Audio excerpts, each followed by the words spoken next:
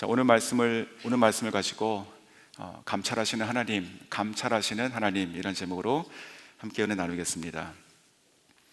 저희가 계속 남유다 주변에 있는 나라들에 대한 하나님의 심판의 말씀을 보고 있는데 오늘 18장은 이제 구스에 대한 말씀입니다. 그런데 성경을 이렇게 저희가 읽으시면 저희가 이제 아침에 느끼셨겠지만 이것이 심판이라기보다는 미래의 회복 또 소망에 대한 말씀으로 보이고 또 구스에 대해서 말씀하시지만 정작 이것은 그 예루살렘 즉 남유다에게 주시는 메시지로 보입니다. 자, 오늘 본문을 가지고 짧게 세 가지 내용으로 한번 살펴보겠습니다.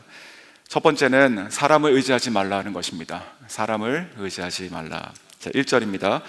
슬프다 구스의 강 건너편 날개치는 소리 나는 땅이요. 이 구스는 이제 검다는 뜻이죠. 쉽게 말하면 지금의 에티오피아를 얘기하고 있습니다. 그 에티오피아 하면 어떤 이미지가 떠오르십니까? 아마도 못 사는 나라, 또 힘든 나라, 또 기아가 많은 나라 이렇게 떠오르시겠죠.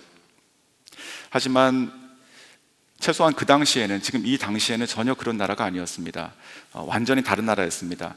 그 애굽이 나일강으로 풍요로운 나라였죠. 근데 바로 그 밑에 있었던 그 강을 공유했던 이 구스도 마찬가지로 그랬습니다.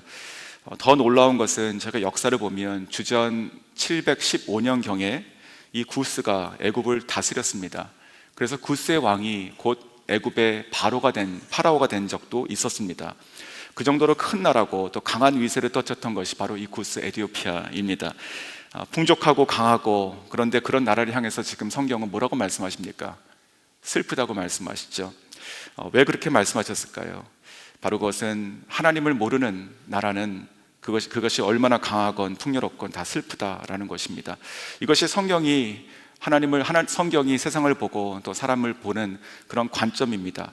하나님이 없다는 전제로 살아가는 그 누구든, 아니면 하나님이 없다는 전제로 또 강성해지는 그 어느 나라든 그것은 하나님께 보면 슬픈 것이죠. 우리들의 인생도 하나님 안에서 풍족하고 강하고 그리고 커질 수 있기를 바랍니다. 자, 본문은 이어서 구스에 대해서 날개치는 소리 나는 땅이다 이렇게 표현합니다. 이 날개치는 소리가 무엇이냐는 여러 가지 해석이 있습니다. 그 중에 이것은 곤충을 얘기한다. 그 당시에 그곳에 그 메뚜기 혹은 파리가 많았기 때문에 이것은 구스를 표현하는 것이다 이렇게도 얘기하지만, 오늘 이 본문의 배경을 생각하면 이것은 그보다는 그 아수르와 싸우기 위해서 나오는 그 구스의 요란한 군대 소리라고 볼 수 있습니다. 그 배경이 되는 이야기가 그 열왕기 하 이제 19장에 나오는데, 거기에 남유다의 왕은 그 히스기야 왕입니다.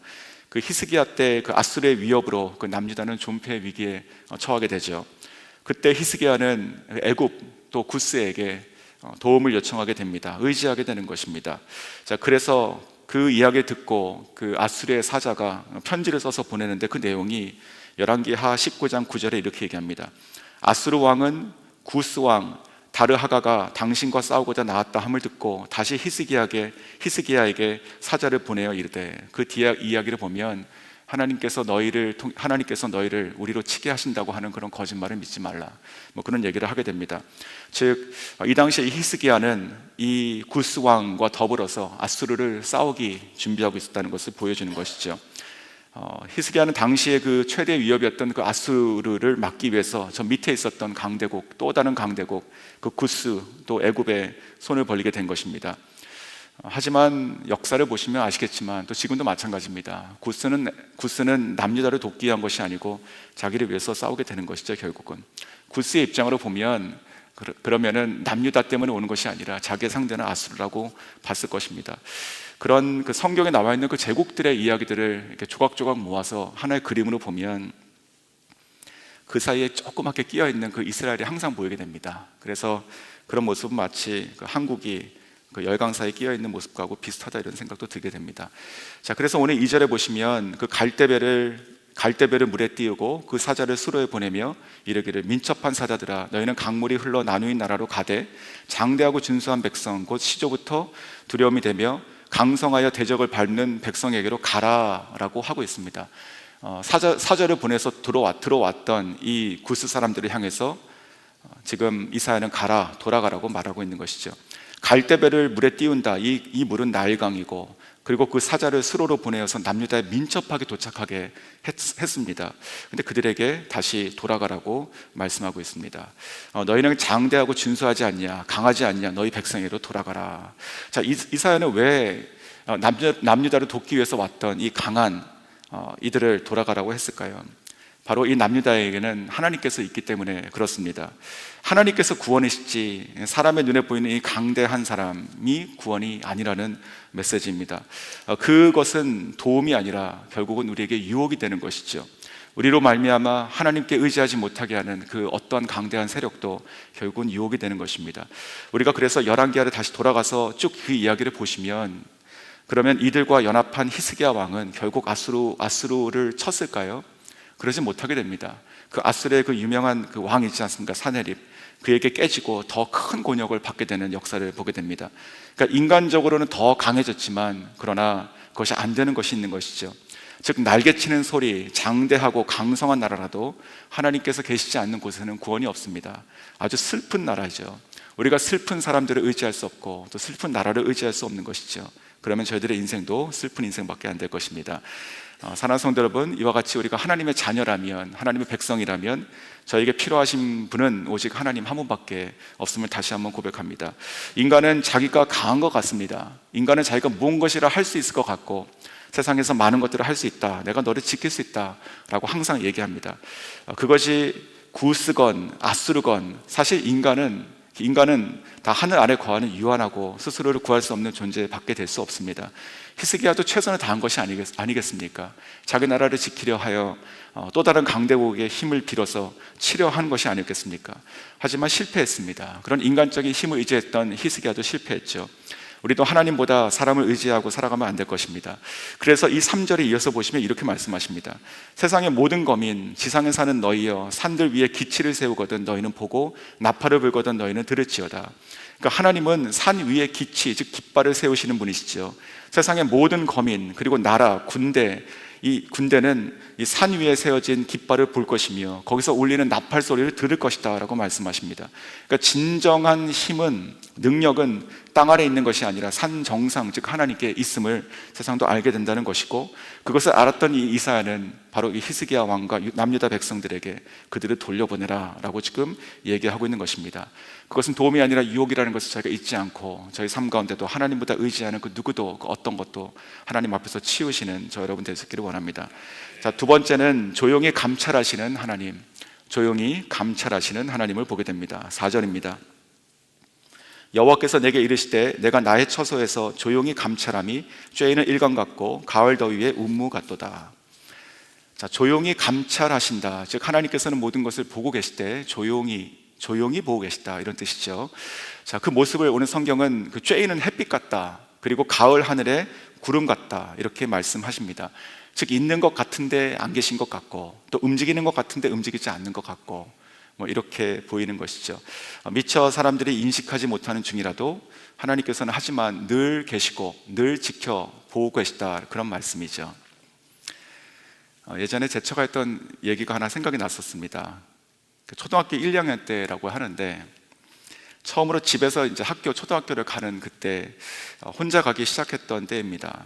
그 전에는 이제 장인 어른께서 늘 데려다 주셨는데 어느 날부터 이제 혼자 가도록 연습을 시키신 것입니다. 그래서 처음에는 좀 무서웠고 또 어색했다고 합니다. 왜냐하면 학교에서 집에서 학교까지는 번화한 거리를 걸어야 됐고, 그리고 큰 신호등 3개를 지나가야 했다고 합니다. 그래서 일주일 정도가 되니까 그래도 익숙해지고 그 다음부터는 잘 다녔다라고 했는데 나중에 알고 보니까 그 일주일 내내 아빠가 뒤에서 몰래 따라오셨다는 것이죠. 끝까지. 그래서 내 딸이 잘 길을 건너가는가 아니면 학교에 잘 들어가는가를 매일매일 보셨다는 겁니다. 그래서 그런 얘기를 하더라고요. 그러니까 신호등에 빨간불에 서 있다가 이제 파란불로 바뀌면 옆에 있는 다른 이제 어른들이 건너가면 따라 건너가고, 또 어떤 날은 문방구 앞에 있는 그 떡볶이를 사 먹고 오더라, 이런 얘기도 기억하셨다라고 합니다. 좀 더 커서 중학교 3학년 때 이야기입니다. 그 스케이트 타다가 넘어졌는데 다리가 부러졌습니다, 발목이. 그래서 그 발목 수술을 하고 철심을 박았습니다, 왼쪽 발에. 그리고 휠체어를 타고 중학교 3학년이니까 학교를 가야 되지 않습니까? 매일매일 그때는 이제 어머니께서, 그 장모님께서 학교를 바래다 주셨고, 또 끝나면은 그 앞에 항상 지키고 서 있다가 딸이 나오면은 휠체어를 몰고 집까지 오셨다고 합니다. 6개월이 지났고 다시 수술해서 그 철심을 뺐고 2개월 동안 재활치료를 받아가지고 8개월 후에 다시 제대로 걸을 수 있었다는 그런 얘기를 했던 기억이 납니다. 부모님은 항상 자녀가 어떤 일을 당하건 또 어디에 있건 어떤 처지에 있건 늘 그 마음이 쓰이고 또 지켜보고 있는 것 같습니다. 자는 동안에도 지켜보는 게 주님의, 그 부모님의 마음인 것이죠. 자, 하나님께서는 그와 같이 그 남유다가 처한 상황을 다 아시면서 조용히 감찰하고 계시다. 다 아시지만 그저 조용히 감찰하고 계시다. 이렇게 얘기하고 있습니다. 그 쬐이는 햇빛처럼, 가을의 하늘의 그 구름처럼 가만히 있는 것 같고 아무 일도 하지 않으시는 것 같습니다. 내 삶에 들어오는 것 같지 않습니다. 어쩌면 그럴 때 저희들은 좀 원망스러운 마음도 갖게 되는 것 같습니다. 그냥 침묵만 하시는지 나를 위해서 뭘 아무것도 안 하시는 것 같은 생각이 들게 됩니다. 하지만 이 조용한 감찰은, 하나님의 이 조용한 감찰은 무능력도 아니고 또 무관심도 아닙니다. 오히려 하나님께서는 때를 기다리시는 것이고 정확하게 때가 되면 하나님께서 일을 하시기 위함인 것이죠. 그 말씀이 오늘 5절과 6절 말씀입니다. 추수하기 전에 꽃이 떨어지고 포도가 맺혀 익어갈 때에 내가 낫으로 그 연한 가지를 베며 펴진 가지를 찍어버려서 산의 독수리들과 땅의 들짐승들에게 던져주리니 산의 독수리들이 그것으로 여름을 지내며 땅의 들짐승들이 다 그것으로 겨울을 지내리라 하셨습니다. 지금 5절과 6절 보시면 추수, 그리고 꽃이 떨어진다, 포도가 익어간다. 자, 때가 된 것이죠. 자, 이때 어떻게 하신다고요? 낫으로 베시고 또 가지를 찍는다. 그리고 독수리와 들짐승에게 던져서 먹이를 주시겠다라고 하는 것입니다. 무슨 말씀입니까? 하나님께서는 우리를 조용히 감찰하시는 분이시지만, 하지만 그것만이 아니라는 것이죠. 마치 농부가 그 추수 때를 기다렸다가 때가 되면 열매를 거두는 것처럼 하나님께서는 이 남유다가 지금 뼈아픈 시간을 보내고 있죠. 근데 그것을 다 아시고 그냥 보고만 계시는 것처럼 보이지만 그것이 끝이 아니라는 것입니다. 때가 되면 하나님께서는 가지를 찍듯 아수르를 치시겠다는 말씀입니다. 사랑하는 성도 여러분, 이와 같이 저희들 가운데도 그렇게 역사하고 계십니다. 우리가 인지하건 인지하지 못하건, 아니 계시지 않는 것처럼 여긴다 하더라도 하나님은 늘 조용히 저희들을 감찰하시고 또 알고 함께 계십니다. 지금 내가 처한 어떤 상황과 환경과 어려움이 있다 하더라도, 혹 내가 하나님은 침묵하고 계시다라고 이렇게 생각한다 하더라도 때가 되면 하나님께서 저희들의 삶에 개입하십니다. 개입하시고 때가 되면 모든 것을 다 걷어가시는 것이죠. 마치 추수하시듯이 내가 가지고 있는 어떤 어려움도, 그 상황도, 문제도 다 베어버리고 찍어버리실 것입니다. 항상 나를 감찰하시고 또 때가 되어 그렇게 드러나시고 일하시는 주님을 믿으시고, 그 믿음이 오늘 우리가 살아가는 저희들의 소망이 될 수 있기를 원합니다. 자, 세 번째는 구스를 시온산에 이르게 하신다는 말씀입니다. 구스를 시온산에 이르게 하신다. 자, 7절 보시면 그때에 강물이 흘러 나누인 나라에 장대하고 준수한 백성, 곧 시초부터 두려움이 되며 강성하여 대적을 밟는 백성이 만군의 여호와께 드릴 예물을 가지고 만군의 여호와의 이름을 두신 곳 시온산에 이르리라. 자, 여기서 그때라고 하는 말이 나오는데 이것은 하나님께서 아수르를 심판하는 때를 얘기하고 있습니다. 그때에, 즉 구스는 아수르를 치려 했지만 실패하고 다시 돌아오게 되죠.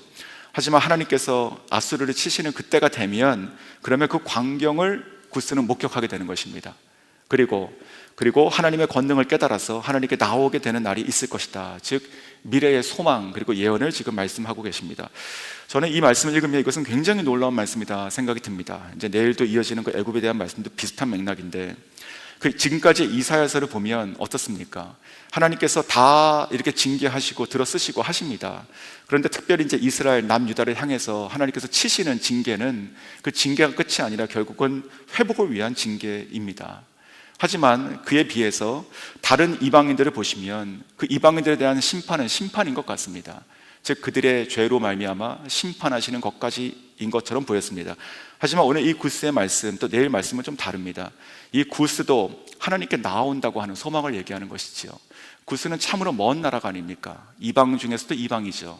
평생 만날 사람도 아닙니다. 근데 이 말씀을 보시면 이것이 하나님이시구나, 이것이 정말 하나님의 본심이시구나, 그리고 이것이 복음의 본질이다. 즉 하나님께 가까이 있고 우리가 어떤 행위로 어떻게 하고 말미암아 하나님의 편에 눈에 들어서 하나님께서 구원하시고 사랑하시는 것이 아니라 하나님의 뜻 가운데 주님께서 바라보시고 품으시는 사람이 다 들어오게 되는 것이죠. 어쩌면 저와 여러분은 이방인 중에서도 이방인이잖아요. 뭐 거리로 치면 이 구스보다 훨씬 멀리 있었던, 하나님을 전혀 알 수 없는 사람, 그 인생을 살아갔던 저희들입니다. 근데 이 구스를 하나님께서 다시 시온산으로 돌아오게 하시겠다라고 하시는 이 말씀처럼 그 복음이 저희들에게 와서 우리가 하나님께 나오고 있는 줄 또 저희가 생각하게 됩니다. 이 말씀 묵상하면서 사도행전의 그 유명한 에디오피아 내시가 생각이 났습니다. 그 에디오피아는 그 예루살렘까지 약 1500km입니다. 얼마나 먼 것입니까? 한 800마일 정도 되죠. 자, 이때 정말 이 사람은 그 대단한 정성을 가지고 그리고 예루살렘에 왔던 것을 알 수 있습니다. 그리고 그가 돌아가던 때에 사막에서 성령의 이끌리심으로 전도자 빌립을 만나게 됩니다. 근데 재밌는 것은 무엇입니까? 그때 그가 읽고 이해하지 못했던 책이 바로 이사야 책이죠. 아마 이 부분은 아니었던 것 같습니다. 자, 그래서 거기서 그 빌립은 거기서부터 시작해서 결국 예수를 전하게 됩니다.